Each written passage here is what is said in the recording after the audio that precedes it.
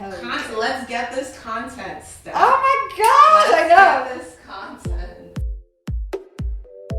All right, this could be quick, right? Like this could be Yeah. in like 5 minutes. So, how long have you been doing contortion?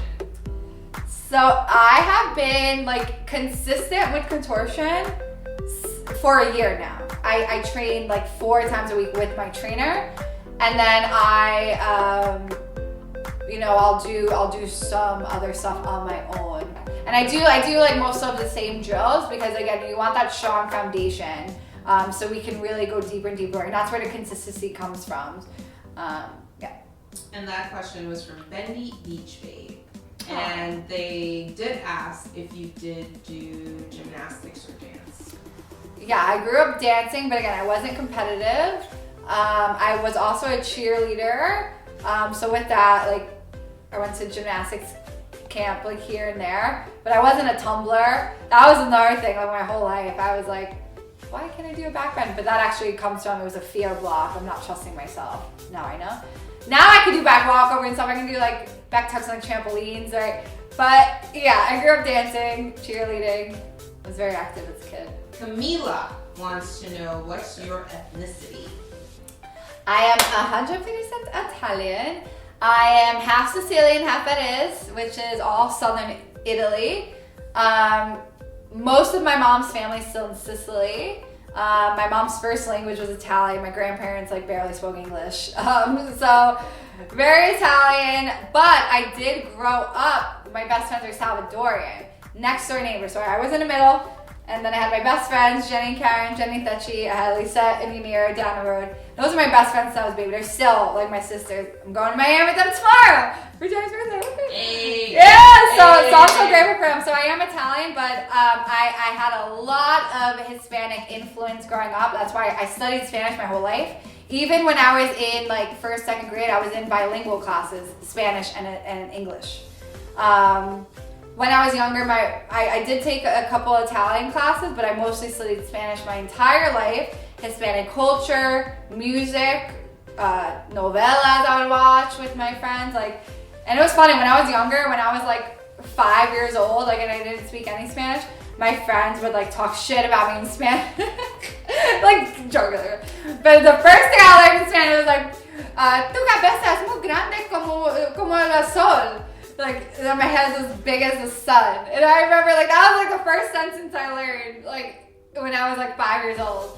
And I was like, oh, I'm gonna learn Spanish. You motherfuckers not gonna be able to talk shit about me. They're kidding, but that's how I learned Spanish, like through my friends. And then I minored in Spanish in college.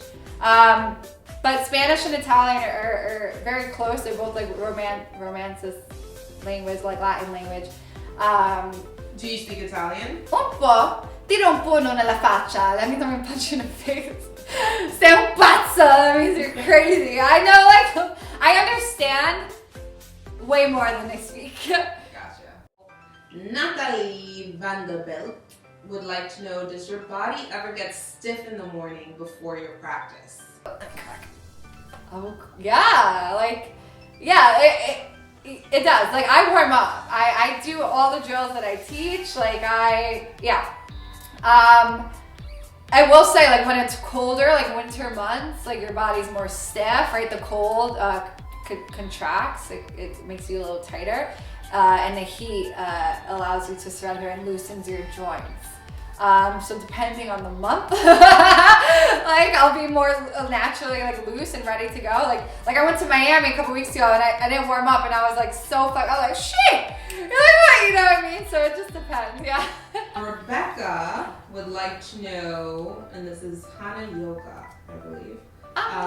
What inspires you? Oh my goodness. So much. You know what really inspires me?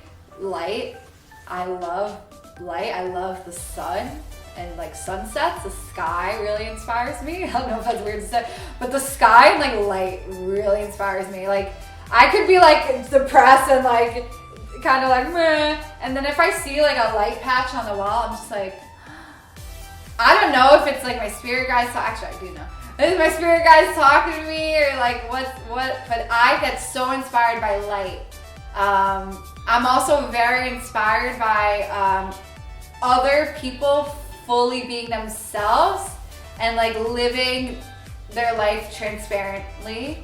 And again, that doesn't mean like with being transparent, we are light and dark beings. Like we are both, right? Again, you need to assess your darkness in order to rise up in the light. Otherwise, you're just gonna be like all airy and not grounded, right? And you're like, right? And then you're just living in a delusion too, right? Because you're not really doing the shadow work and really looking at what's holding you back. But I am inspired by those who are able to be conscious and observe their darkness, observe their light. And with that, it inspires everyone to do the same. Like, you know, so I'm really inspired by that. I'm inspired by nature. Pachamama heals. So I'm so inspired by the earth. I'm inspired by creatures. Within the past few months, I've been really inspired by birds. Like I meditate and look out and I always see birds flying around and I just like feel like a strong connection to birds now. And like, I know they're like my spirit guides too, because they'll just like fly, and I swear, like this happened yesterday, a bird will fly, like, and this happened multiple times, like right in front of me and just stare at me during meditation, and I'm like, I see you. You see me, I see you. So yeah, nature inspires me, light, the sun, clouds, yeah. Ernest would like to know, what do you think of sexuality? Is this important to you? Of course, so sexuality and sensuality lies in our sacral chakra, right? And that's our creative center. So it's really powerful, right? Especially as women, like that's where we birth, like in our womb, we create life, right? And how do we create life? Through sex, right? And that's okay, right? Too often, like our society has like a very masculine perception on sexuality and sensuality. And with that comes like more of the lower vibration, like trying to define people just based on their sexuality or sensuality. But sexuality and sensuality is just an energy, just as everything, just as pride is, just as love is, just as whatever. Like it's an energy, right? Just as joy or laughter or like it's just an energy, and it's beautiful to explore all of our energies because it's us, and actually through sex and through sexuality. Like that's Tantra yoga, right? You can actually awaken consciousness through orgasm and through that sexual energy. It's just a different route, and it's beautiful too, you know? So I think it's awesome. I think always just do whatever feels good for you. Too often sexuality makes people uncomfortable because they're not comfortable with their own sexuality because they probably haven't even looked at their vaginas or penises, you know?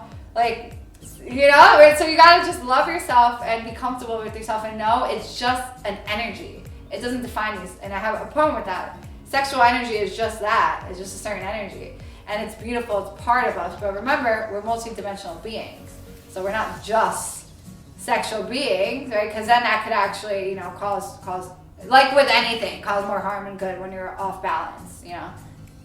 But yeah, I mean, I love it. I'm down for a good sexual, yes, sir. We all love it. No, and I think it's really important to like show yourself love, like masturbate, like touch yourself, like rub your chest, like be sensual, like with each other. Ooh, you know, shine, like you know, you really connect with your own body before you give it up to others. Not give it up, but before you share that with others too, because especially when it comes to sex.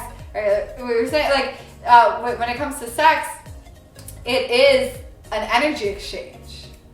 You know what I'm saying? So you can actually pick up on other people's energy through intercourse, right? Through like connecting on that level.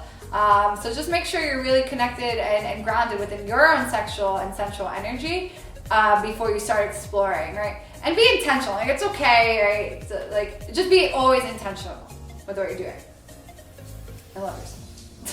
Liz Vendy, I believe that's how she Lisa. pronounces. That's my best friend. She wants to know, which I think is a great question, what's one thing you wish you knew sooner?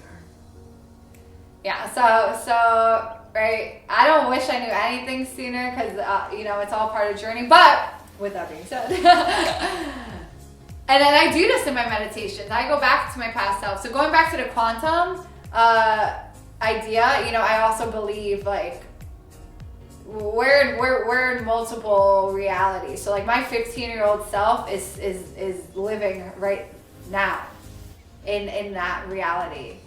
And I know this because I felt connected to my future. But we're really all, like again, there's just different dimensions.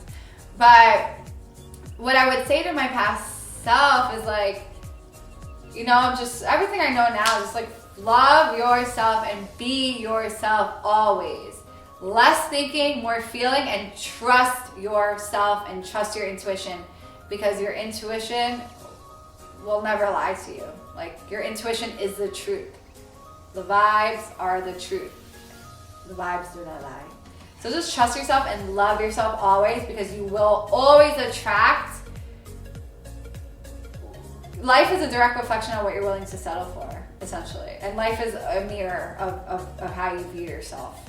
Right? So I wish I knew that. And you know, I would just say, just love yourself more, because you're doing great. I'm cool. All right. To know. What's your favorite thing about living in NYC? I mean, I love New York. I grew up here. I am a native New Yorker.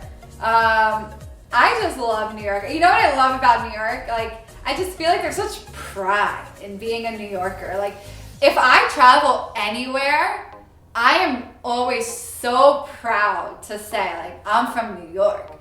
You know, and it's interesting because I feel like I do have that, like, spicy New York attitude. Like, you know, like so it's funny because, like, I feel like it's because I'm from New York, and that gives me a lot of pride in a way that, like, I'm proud to be a New Yorker. I just love the energy here. I love the people here. There's just so much here, and it's really beautiful. So very proud to be New York. Here.